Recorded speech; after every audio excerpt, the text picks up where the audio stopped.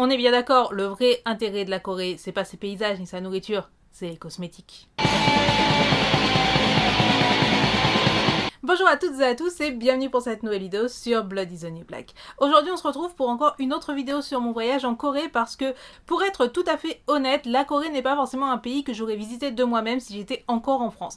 Mais bon, c'est pas loin du Japon et c'est pas cher d'y aller, du coup je ne pouvais pas passer à côté de l'opportunité, d'autant plus que la Corée est connue pour être un petit peu une sorte de mecque des cosmétiques. Il y a genre deux lieux qui font rêver et foutre des étoiles dans les yeux à toutes les beauty stars. Le premier c'est l'Amérique, même si ça a tendance à changer puisque la plupart des marques ricaines sont maintenant disponibles en France chez Sephora. Et le deuxième pays, c'est la Corée. Parce que la Corée a élevé la cosmétique à un rang que tu peux même pas tester. Sephora ne s'y est pas trompé puisque maintenant en France, on trouve du Tony Moly, on trouve du Too Cool for School, etc. Cependant, c'est toujours mieux d'aller à la source. Du coup, je vous avoue qu'une partie de mon voyage en Corée était réservée exclusivement à aller faire du shopping cosmétique parce que je reste une blogueuse beauté à la base. Ce qu'il faut savoir, c'est qu'en Corée, les boutiques de cosmétiques sont partout. Et il y a un choix de dingue et beaucoup de produits qui se ressemblent vraiment entre les marques. Du coup, ce que je vous conseille vraiment avant de vous rendre en Corée, si vous avez prévu de vous y rendre, c'est d'aller regarder sur YouTube. Il y a plein de youtubeuses K-beauty, notamment anglo-saxonnes, mais il y en a sans doute des françaises, qui ont fait des listes genre le top 10 des produits à acheter en Corée, le top 10 make-up coréen, etc.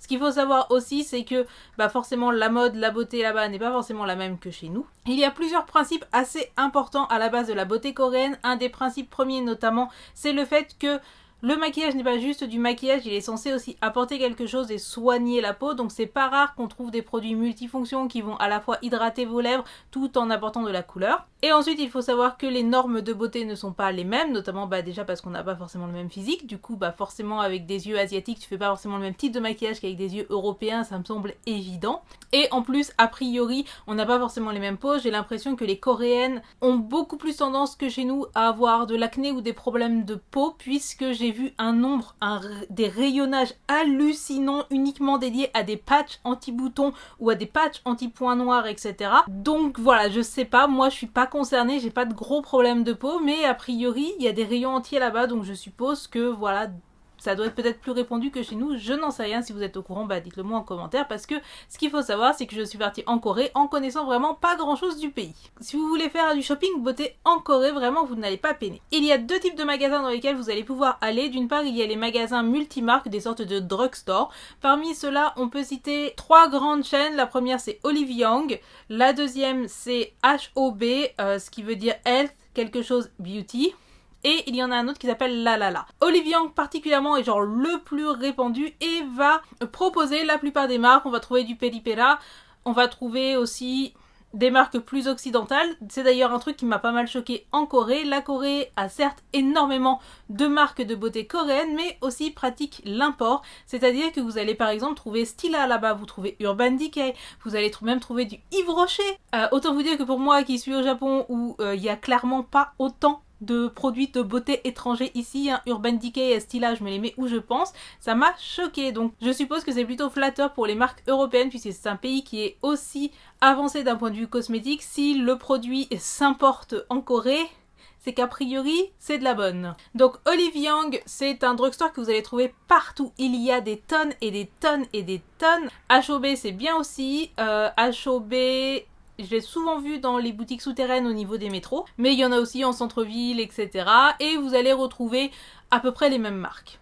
Je pense qu'il y a plus de choix en termes de marques chez HOB, mais c'est vraiment à vérifier. Et ensuite, Lalala, j'ai vu beaucoup moins de boutiques, mais pareil. Dans l'ensemble, ce qu'il faut savoir, c'est que les prix sont quasiment tous les mêmes que vous alliez à Olive Young, à HOB ou à Lalala. Et ensuite, en dehors de ces drugstores-là, vous allez avoir les boutiques des marques. C'est-à-dire que par exemple, si vous voulez acheter du Etude House, vous allez dans une boutique Etude House. Si vous voulez du Holika Holika, vous allez chez Holika Holika, etc. etc. etc. L'avantage, c'est que ces boutiques-là, eh bien, elles sont pareilles à peu près à chaque station de métro. Donc parmi les marques les plus célèbres que vous connaissez sans doute, il y a Etude House qui est connu pour son maquillage avec des packaging assez trendy et plutôt élégant. Vous allez trouver des marques plutôt axées soins et avec du maquillage peut-être un petit peu moins pop que Etude House comme Saem, Nature Republic, Skin Food, The Face Shop, etc. Vous allez trouver Holika Holika qui, c'est pas aussi pop que Etude House, mais par contre Holika Holika font très souvent des collabs avec de la pop culture. Donc là c'était un personnage qui ne m'intéresse pas et dont j'ai oublié le nom, mais par exemple dans le passé Holika Holika a fait des collabs avec Gudetama. Donc du coup j'ai déjà utilisé des produits Holika Holika. Alitum, c'est une marque qui propose maquillage et soins, pareil plutôt de bonne qualité. Too Cool for School est un petit peu plus onéreux et il y a moins de magasins que les autres marques que j'ai dit précédemment.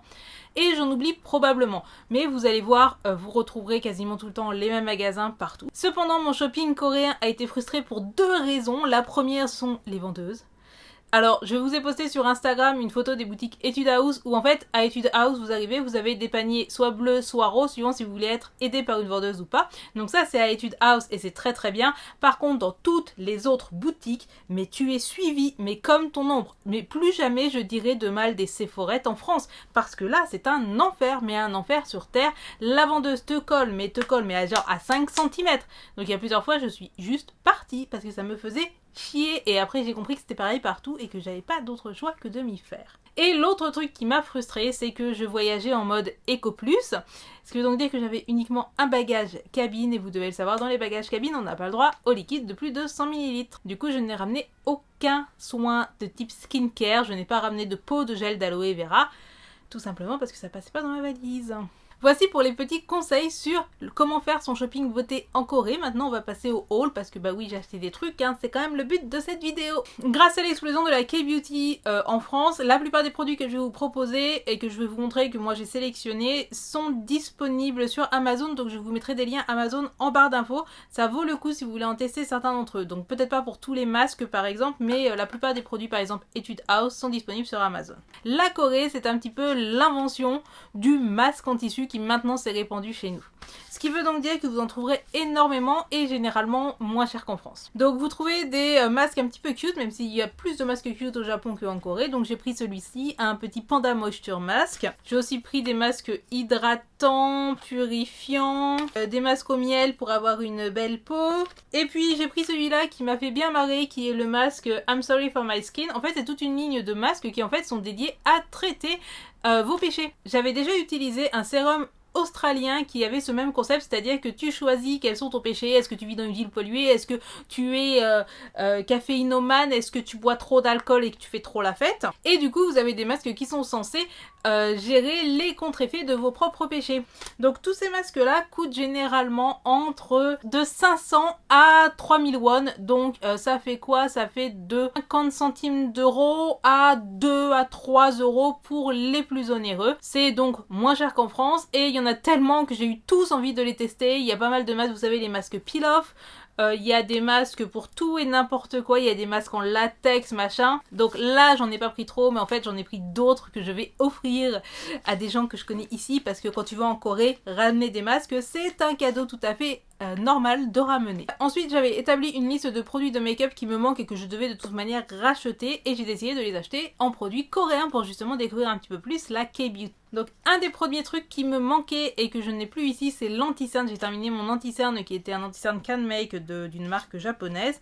Du coup j'ai pris ceci qui est un anti-cerne de chez Etude House. C'est le Big Cover Concealer Skin It Pro.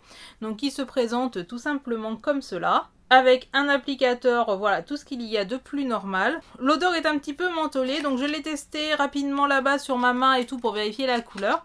Et je vous ferai une revue complète sur le blog lorsque je l'aurai testé plus que ça. Donc ça, je ne sais plus exactement combien ça coûtait, je crois que ça coûtait l'équivalent de 800 yens. Donc oui, donc ça doit faire 6 ou 7 euros. Ensuite, et ça vous en avez vu un article sur le blog, j'ai pris ceci qui n'est autre que la base de fard à paupières de chez Etude House. Donc ça c'est quelque chose que j'ai vu dans les vidéos des youtubeuses K-Beauty que j'ai pu regarder, qui disait que cette base de fard à paupières elle était non seulement pas chère et qu'en plus elle avait une qualité comparable à la fameuse PPUD de Urban Decay qui est ma go-to base. Donc ça se présente comme cela, elle est vraiment très mignonne, j'aime bien son côté petite potion, et elle coûtait pas cher. Il faut savoir que quand j'y suis allée, il y avait les soldes chez Etude House. Je l'ai payé moins de 4 euros. Et je vous en ai déjà fait un article sur le blog puisque je l'utilise depuis que je l'ai acheté, et que effectivement on n'est pas exactement au niveau de la PPUD, on est un tout petit peu en dessous, mais on est vraiment sur une très bonne base qui est comparable à la NYX qui est celle que j'utilise en ce moment. Donc elle est disponible sur Amazon et vous la trouvez à 10 euros je crois, ce qui est plus cher que ce que moi j'ai payé, mais 10 euros la base c'est pas excessif et c'est toujours moins cher que la PPUD du Urban Urban Decay pour un résultat relativement similaire. Ensuite, toujours chez Etude House, en fait vous allez voir j'ai acheté la majorité de mon maquillage chez Etude House. J'ai acheté ceci qui n'est autre qu'un eyeliner liquide. Alors à la base j'étais pas du tout partie pour m'acheter un eyeliner tout simplement parce que j'utilise des eyeliners japonais, que je sais que le Majolica Majorca que j'utilise c'est genre le meilleur eyeliner de toute la terre et de l'univers, mais en tant que goth, j'ai envie de tester tous les eyeliners du monde. Et celui-ci était en solde lorsque je suis passée et il coûtait l'équivalent de 300 yens, c'est-à-dire 2,50 €. Du coup, évidemment que j'ai voulu le tester. Donc c'est un eyeliner très très simple, hein, c'est un eyeliner pinceau. Je l'ai apprécié parce que la pointe est fine, parce qu'il a une bonne tenue. Il n'y a pas écrit qu'il est waterproof, mais en tout cas il me tient toute la journée et reste noir. Il est assez facile à manier et c'est pas le genre qui va s'effriter en fin de journée ou qui va te faire mal aux yeux, etc. Donc une bonne découverte. Après, est-ce que c'est le liner que je vous recommande? Non.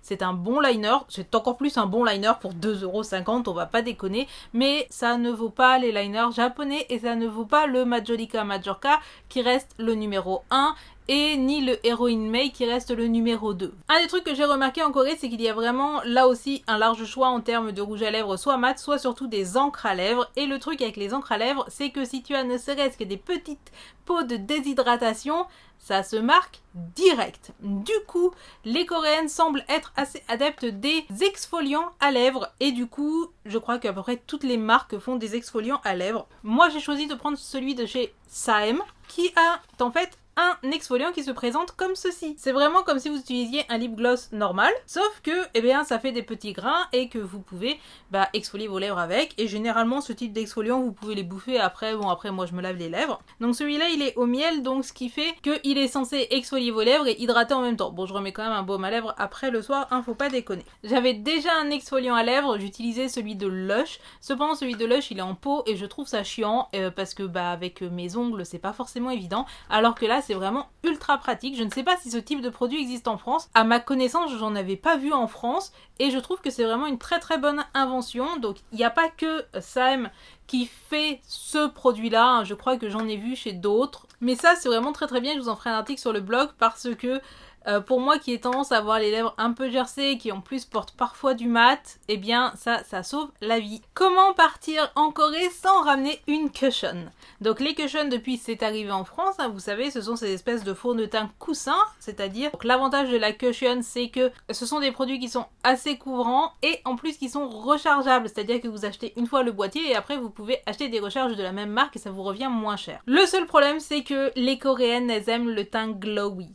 Le teint glowy, mais genre vraiment, mais t'es toute humide de ta face. Et moi, je déteste ça. Moi, je suis naturellement grasse. Pourquoi est-ce que je voudrais me mettre un fond de teint qui me donne l'air aussi grasse que je suis dans la vraie vie? Ça n'a pas de sens. J'ai choisi celle-ci de chez Missha. Putain, c'est dur à dire. Qui est la Missha Velvet. C'est-à-dire que c'est une des rares cushion qui ne donne pas un effet glowy à ta face et qui donne vraiment un effet velvet. Et il y a même écrit là-bas sur le présentoir que ça absorbe le gras, que c'est fait pour les oily skin, etc. Du coup, c'est celle-là que j'ai choisie. Donc pareil, c'était je pense le produit le plus cher que j'ai acheté en Corée puisqu'elle devait coûter l'équivalent de 1400 yens, ce qui fait 12, 13, 14 €. Donc c'est cher par rapport aux autres produits en Corée qui coûtent rien. Je vous ai dit, enfin mon liner il m'a coûté 2,50 €, mon scrub il m'a coûté 4 balles. Bref, la beauté coréenne c'est pas cher. Du coup forcément quand tu vois un truc à 12 €, tu te dis ouais c'est cher. Alors qu'en fait non, 12 € c'est même pas le prix d'un fond de teint Maybelline chez nous, tu vois. L'avantage de ces cushions c'est qu'elles sont aussi faites pour protéger du soleil. C'est-à-dire qu'on a quand même un SPF 50 là-dedans. Donc c'est plutôt pas mal. Et donc moi j'ai la teinte 21 qui est la teinte la plus claire qui me convient parfaitement. Ce qu'il faut savoir si vous voulez vous acheter des produits de teint en Corée, c'est que globalement il y a ma teinte, il y a 2-3 teintes plus foncées. Ce qu'il faut savoir c'est que les Coréennes ont généralement tendance à acheter des produits de teint presque une teinte plus claire que la leur, puisque là-bas la mode c'est le teint pâle, etc. Du coup si vous avez la peau plus foncée, soit que vous bronzez, soit que vous avez la peau mate, ou je parle même pas d'avoir la peau noire, je pense que ça va être compliqué de trouver ce qui vous intéressera en Corée. On arrive aux deux derniers produits de ce haul. Le premier c'est ceci, c'est la Dear Darling Lip Tint de chez Etude House. Donc c'est une encre à lèvres, c'est-à-dire que c'est un truc qui est sans effet matière et qui va juste teinter vos lèvres pour toute la journée. Dans la teinte BK801 et après c'est écrit en coréen et si je me bottais le cul je pourrais le déchiffrer mais j'ai vraiment la flemme. Donc ça se présente comme ceci avec un applicateur et ça va laisser un résultat sur les lèvres tout en transparence. Je l'ai pris parce que c'était la teinte la plus foncée des lip tints. Ce qu'il faut savoir, c'est que la plupart des lip tints en Corée, c'est du rose, c'est du pêche, c'est parfois du orange, mais moi je préfère des lèvres un petit peu plus foncées, donc ça c'était la teinte la plus foncée, et ça doit faire un framboise foncé, hein, c'est pas transcendant non plus. Mais du coup, eh bien, il était vraiment pas mal, et il m'a coûté 4 ou 5 euros, je saurais plus dire exactement, mais à peu près ça. Et enfin, le dernier produit, genre le Saint Graal, le truc que je savais que de toute manière je voulais m'acheter en Corée et que j'étais prête à m'acheter au Japon, ce sont les blushs de chez Etude House. Donc vous devez savoir que pour une goth, j'aime beaucoup le blush. J'aime beaucoup le blush puisque je n'aime rien tant que me foutre du blush, mais genre sous l'œil, comme un gros cocard, bref, plus ou moins à la japonaise, mais à la japonaise goth quoi. Et les blushs Etude House sont d'une pigmentation sans faille.